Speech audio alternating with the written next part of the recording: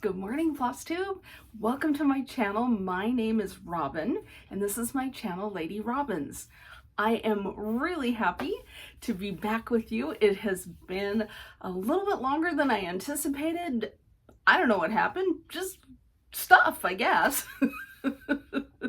But anyway, welcome, welcome, welcome, welcome. I am really happy that you're here with me today. If you're a new friend and possibly subscriber, welcome. I'm happy to have you here. And if you're a returning friend and subscriber, welcome back. I'm just as happy to have you here as well. Today is a Thursday. I usually don't film on Thursdays, but that's the way life is right now. So happy May 4th. It's Star Wars Day. I have got my geeky Star Wars t-shirt on. I will show you my shirt. Star Wars Rogue One. So, in light of it being Star Wars Day, I would like to wish you all a happy May 4th. May the 4th be with you. And if you're Lutheran or Catholic, you know the response, right? And also with you. So anyway, welcome to my channel. This is a channel about cross stitch. If you're just finding me for the first time, I talk about all my stitching things that I'm stitching on, things I'm hoping to stitch on, things I'm hoping to finish. And today we will also talk about books because starting last Saturday, the last Saturday of April is Independent Bookstore Day. So I have been messing around going to independent bookstores, and I will talk all about that a little bit later in case you're not big on books and bookstagram talking. But anyway, let's get going. I have got a jam-packed episode for you. I have some fully finished objects. I've got lots of whips, and I have a little bit of planning. So we'll do all those things. Grab your beverage, get your stitching if you'd like. You can stitch while I'm talking. My beverage this morning is a little brewed coffee, and today we're in sunny San Diego, and it is in sharp contrast to rainy Seattle. It is raining this morning. I thought it was supposed to hold off until this evening, but apparently it either moved in or the weather people got it wrong. Who knows? Who cares? It's just raining and that's fine. So I've got extra lights on. Hopefully everything will show up perfect on camera. And if you have, if you'd watched me watched my Instagram, if you keep track of my Instagram, I do have 2 fully finished objects. I've already showed them on Instagram, but I want to show them here, and we'll talk about those. But first, let's have a little drink, shall we? Good stuff. Yeah, I love that coffee. Okay, so 2 fully finished objects. I believe, well, I know that I've shown you the pieces when I was done stitching on them, but I finally got around to finish them, so let me grab them. They're right next to me. So the first thing that I fully finished is Spring Notes, and this is from Shepherd's Bush. And you can also get the frames from them. They have 13 notes patterns, and they have a custom frame for each piece. And so I've been buying the frames, which really makes finishing super quick and easy. The only thing you have to make sure you do is stitch it on the right count of fabric so it'll fit in the frame. So this is stitched on antique white 32 count, probably Zweigart linen. I used all of the called for fancy floss, and I added the little beads. There's a bead pack for each one, so I have added the beads, and I will turn it over and show you. I'm a lacer. I like to lace my pieces to just mat board, just acid-free mat board. And then I do put a piece of batting on the front of the piece, and that helps me when I'm lacing, because when you put your linen on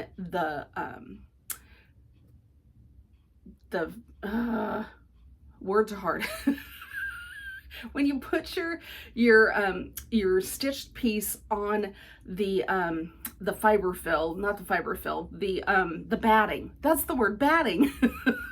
When you put batting on your mat board, it kind of sticks. So when you're lacing, it doesn't, you know, just slide all over the place, which works out really great. But you still do have the opportunity to adjust it a little bit. So I find that helps me with my lacing.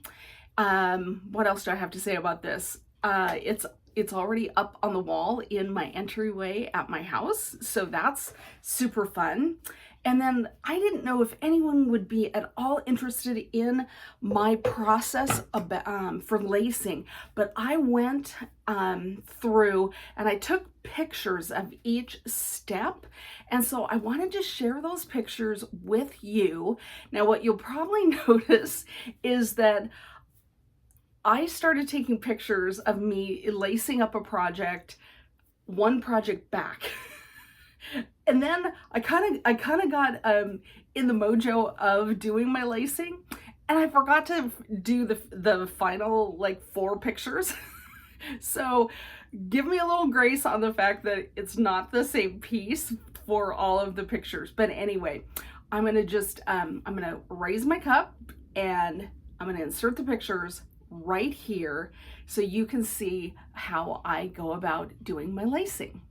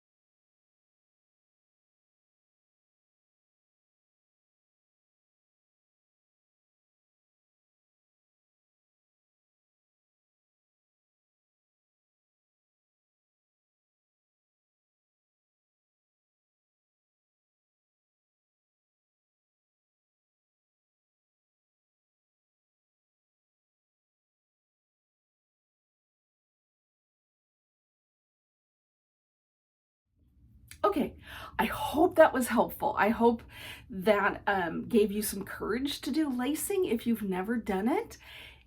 For me, it works out great because I always think, what if I want to change the frame, and if I've cut it down or glued it, or, I don't want to have any residue on it. And I also want to give myself a lot of margin. So if you lace it, you don't have to cut it down quite as tight. So I just think it's perfect. At least it's perfect for me. There's no shame in cross stitch. You can finish however you want to, and I'm not a professional finisher. I am not a Vonna Pfeiffer, that's for sure. But anyway, that's what I do. That's what feels the best for me. I have done other things in the past. I've done the double-sided stitchery tape, and is it Kathy? I think Kathy Haberman. She's a big one on doing the stitchery tape. I've done that. I've done pinning. I saw, I think it's Cecilia Turner. Her husband finishes all of her pieces, and he pins it all the way around the mat board, and that works out great for them. And I have a couple of pieces that I've pinned, but I can kind of see a little bit of, I don't know, like a tension where the pins are. Especially one piece, I'm actually gonna take it out of the frame. It's a Thanksgiving piece. It's a big Bent Creek thankful, I think it's thankful row, something like that. Anyway, it's a Thanksgiving piece, and that one I can see where the pins are. So I'm gonna take that out and I'm going to lace it because I think it just looks better. It kind of bugs me. Like I said, I can see those little indents. Anyway, that's that's what I've discovered over the course of trying to finish my pieces myself. That's what I think gives me the best results. Okay, so the next thing that I have fully finished is Harvest Blessings, and it's by Vintage Tulip Designs, and I love all her stuff. If you have not been on her Etsy shop, you need to go check out her stuff. Vintage Tulip Designs, fantastic. I love it all. So this is Harvest Blessings, and I've been lovingly calling this the turkey on a pumpkin. I just think this is adorable. This frame was made for me by my husband. If you've followed us, I think two episodes back, 2 videos back, I talked about the fact that we are running around like crazy people going to, secondhand stores, thrift stores, Goodwills, looking for frames that my husband can cut down and make into custom frames. So this was a Goodwill find. I think we paid all of, shocker, $3. And so he cut it down. He did a fantastic job. Now, the one thing I will tell you right now is, when I am looking at this piece, in person, this border looks straight. To my eye, it looks straight. When I'm seeing it on camera, I'm seeing there's a little dip here. So I'm kind of lazy, but I might undo my lacing and try to straighten that out, because, I'm fussy, so it might bug me. One of the tips, though, that I did forget about when Cecilia Turner, I think it was on one of their Friend Stitch online gatherings, for lack of a better word, retreats, they had a video showing her husband doing the finishing for her pieces. And what he does, which is very, very, very brilliant, is he runs a basting stitch at the top of the piece.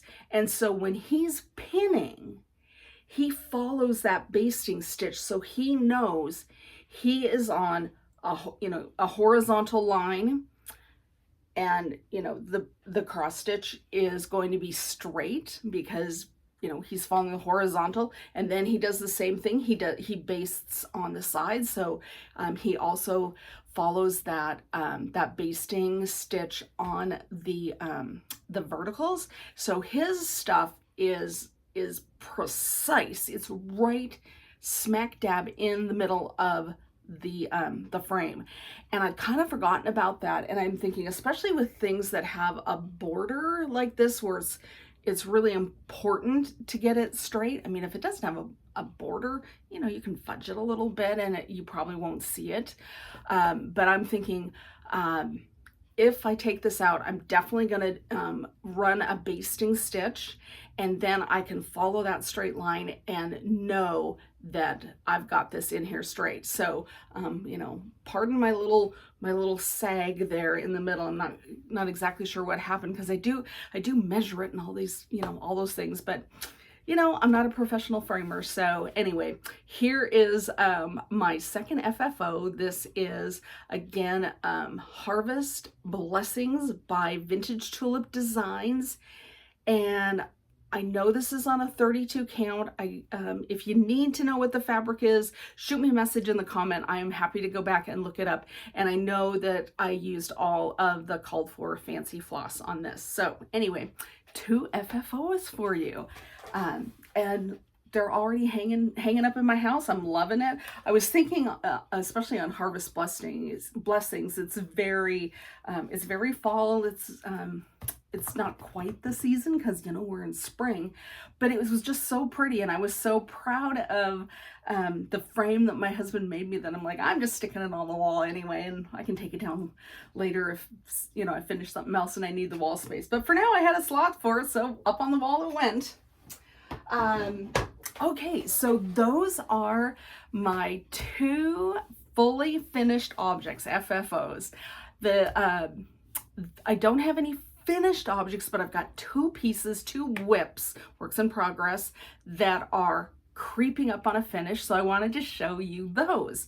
Why don't we start with Boston Light? So it's the piece that I'm stitching for my dad for his birthday. And, you know, I've been talking about this for at least a month. I am really close. So this is Boston Light, is by the Primitive Hare, and it's going to be great. I am using all of the called for floss and the fabric that she custom dyed. So I am almost, oh my gosh, I'm so close to a finish. But you guys, does this happen to you? I'm like close, but I'm kind of bored with it. I'm like, oh, I don't want to work on that anymore. I'm kind of tired of it. That's where I'm at with Boston Light. I've been working on it pretty much, you know, nonstop for, you know, over a month, because Dad's birthday is next week, and I want to get as close to finished as I possibly can. And he knows it's coming. It's not a secret. He's been curious how it's going. I bring it to him every time I go over and visit them at their apartment. So anyway, I am close. I am close. And I've got this on a scroll frame, and so you can kind of see. I'll peek through the arms. So I've got the lighthouse all done, and you know, the only thing left is just to finish the word light over across the top. So I've got four letters left to do, and then I have to do the back stitching. And so way down underneath the island, roll that up, it's got the name of the lighthouse, which needs to be back stitched in white under that. The name of the lighthouse, and I think it also has Boston. I think I could look at the pattern. That would be easy.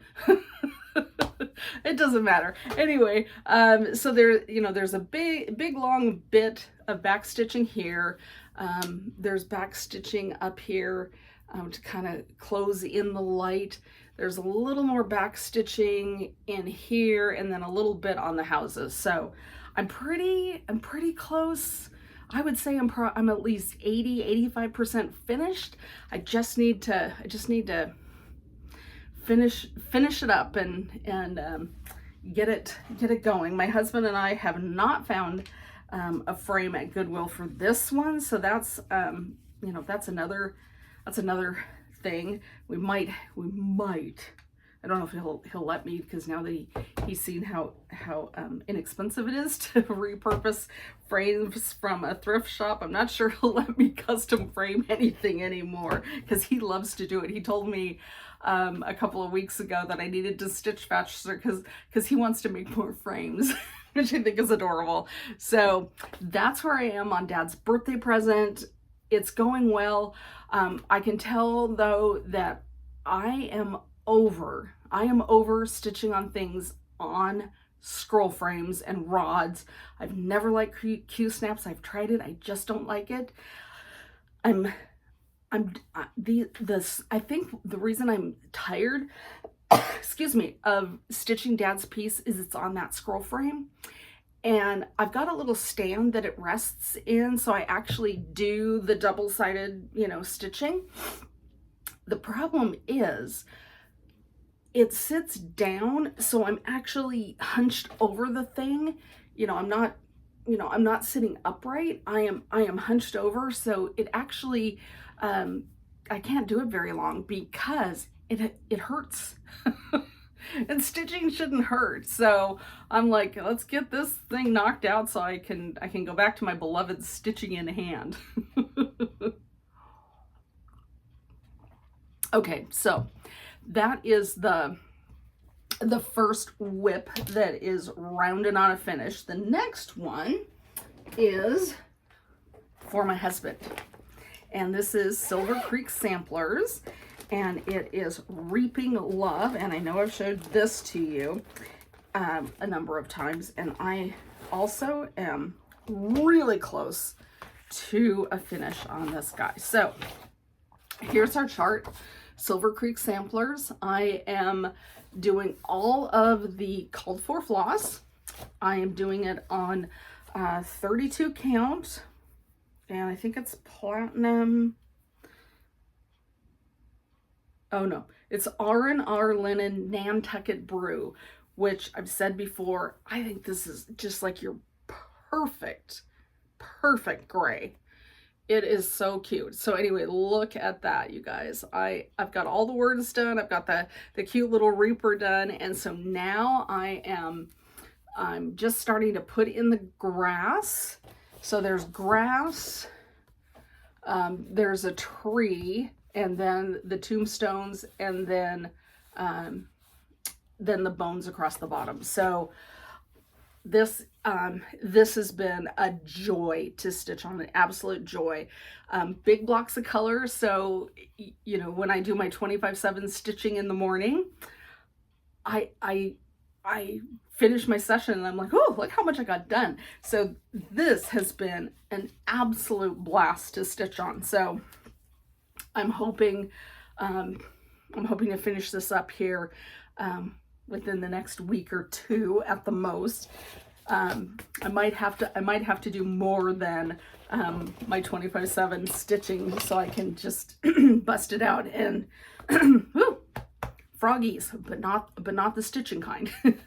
So I can get that finished. So I've got two things that are, you know, really close to being finished up. So those two whips. Now, my WIPGO for April was Frankenstein and Coverlet Houses. So let me update you on how those went. So I did I did get a few days of stitching in on Frankenstein when I just couldn't do any more pardon me, stitching on the lighthouse. So on this guy, there's where I am on Frankenstein. Now, I don't know if you're picking it up, but there's a huge space between this N and that S.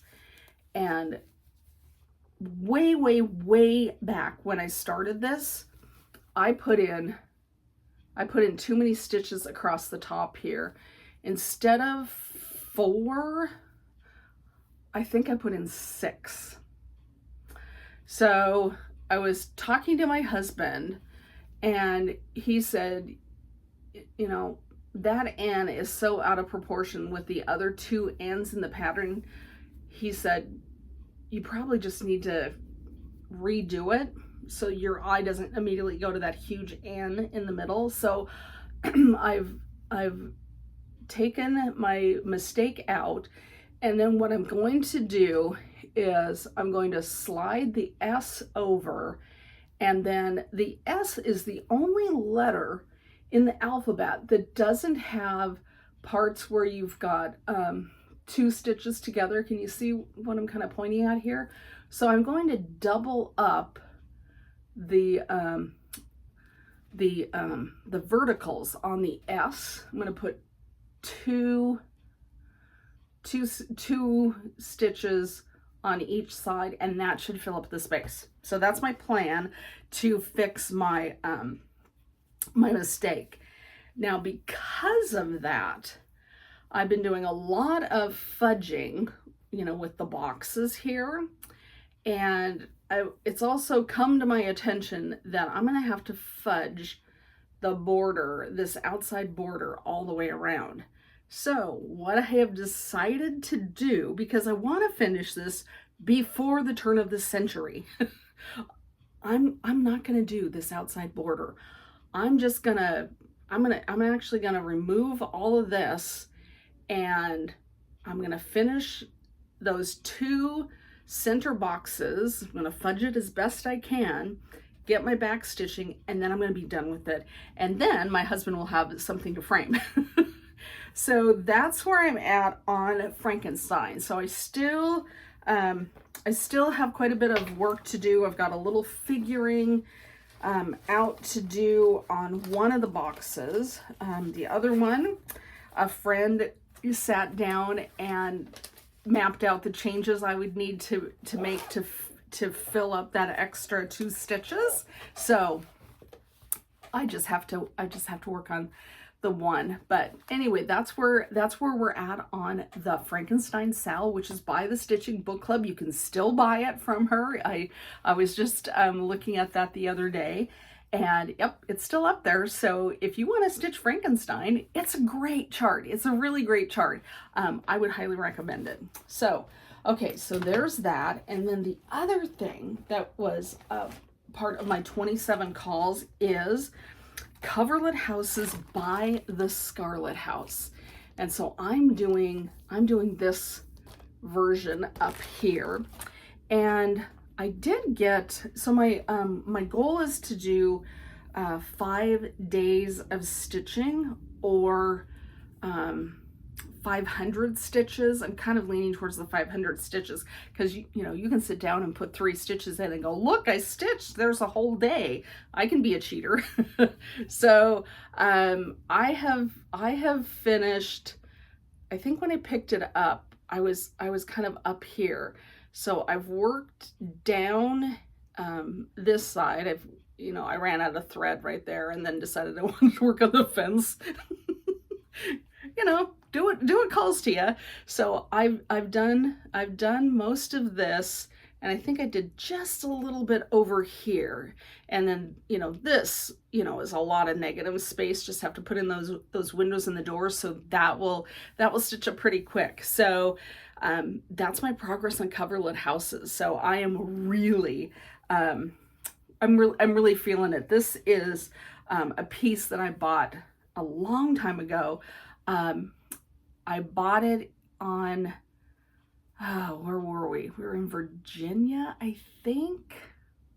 I went to a Spirit of Cross Stitch reboot retreat with my friends Lynn and Sumi, and one of the places, I don't even think, no, her card isn't in here anymore. Anyway, it came as a kit with the silks and the pattern, and then you got to pick out your linen, and so it was all kitted and ready to go. So this has been one that I have wanted to finish for quite a while. So I'm getting there. And then the cool thing is WIPGO for May, Coverlet Houses got called again. So I get to keep going on Coverlet Houses.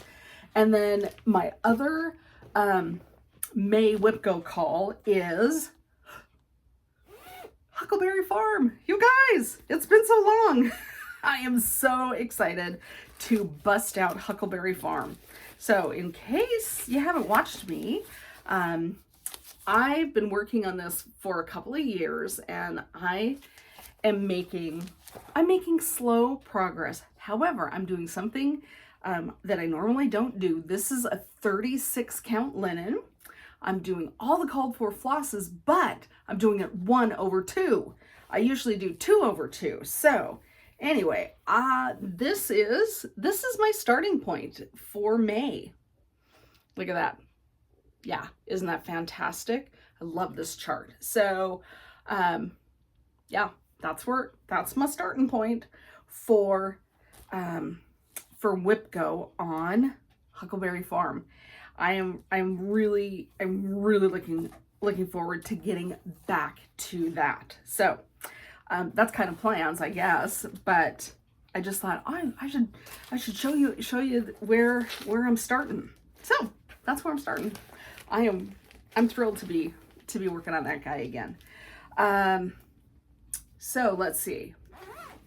I think I probably already told you my plans as I went through my stuff, but I've got to finish Boston Light and Reaping Love. I've got to finish those two, get those knocked out and off my plate.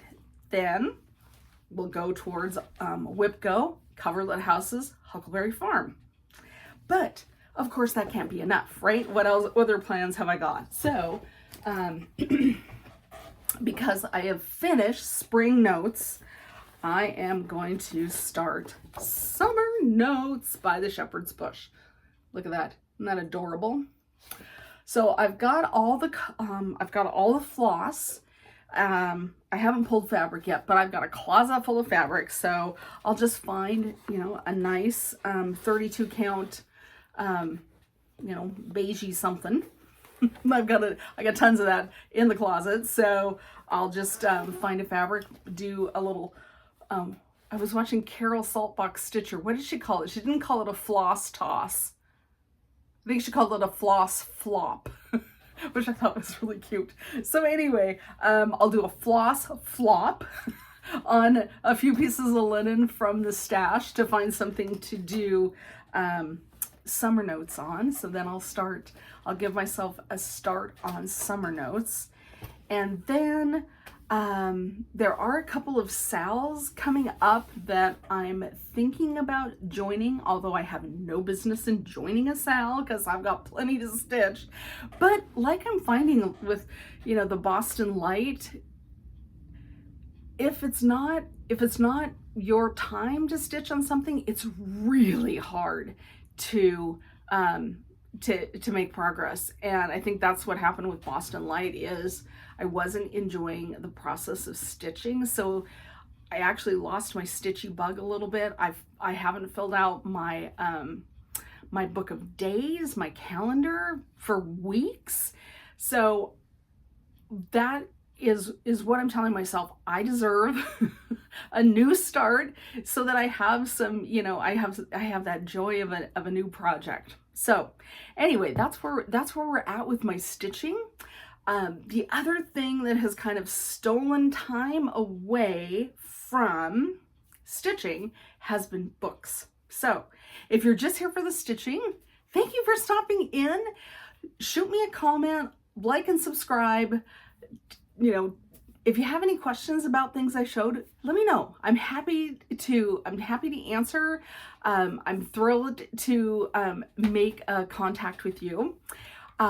If you would like to hear about me running around for Seattle Independent Bookstore Day, we're going to talk about that right now. So the last Saturday in May, and I think it's nationwide, is Independent Bookstore Day, where you go out and shop at independent bookstores, things that are, local owners, women, people of color, you just, families, whatever. You go and you shop at your independent bookstores, and support them. So what Seattle has done, I think this is the 10th year they've done it, is they have a list of bookstores, of independent bookstores, and you go and you pick up a passport. And in the past, they have had it where, I think when it first started, there were 17 independent bookstores listed on the passport. And you had to visit all 17 of them in one day. And then it expanded, and then I think it got up to 23 bookstores in one day, which is nigh on impossible. However, I have a group of friends that did it. And if you visited all those independent bookstores in one day, you got a coupon that gives you 25% off your purchase. And I think it was for an entire year at all of these stores, right? That's a pretty big prize. So it has morphed into kind of a 10-day extravaganza. So this year, there are 27 bookstores. Look at this. There are 27 bookstores on the list, and they give you from Saturday, April 29th, Independent Bookstore Day, until Monday, May 8th to complete the challenge. And this year, there are 27. I am down to the last 8. And I am having an absolute, complete, total blast running around to all of these bookstores. Most of them, I will admit, without shame, I have never been to. So this is absolutely fantastic because it is getting me to know bookstores that I've never visited, but maybe I've heard of. So I have a pile of books. I'm just going to swing my camera. I'm not going to go through them all. But I have a stack of 17 books so far that I've purchased during International Bookstore Extravaganza, for lack of a better word. So I'm just don't judge me too harshly. There's my stack. All right, I'll put the camera back. Sorry to wiggle you all. But anyway, that is where my brain has been. I want to do all the reading and I want to do all the stitching. Which is a bit of a problem because I can't do both. So stitching has kind of slid to the side a little bit, and I think it's because, like I said, I was stitching on the same couple of things and I was getting bored, but now I got new books, so I'm really all over the books. Anyway, it's been so doggone much fun. And my prize, if I get my last 8 bookstores, which I know I'm going to go get 4 today, and I'm going to get the last 4 on Saturday. My prize is I get a 25% off coupon that can be redeemed at all of those stores one time. It's not for a whole year, but that's okay. That's okay. Those guys don't need somebody coming in week after week and always getting a 25% discount, because I know that the margins are kind of tight on books. So I'm happy to get a one-time discount, and the chances are I probably will not get back to all 27 of those stores to redeem my my discount coupon, which is okay.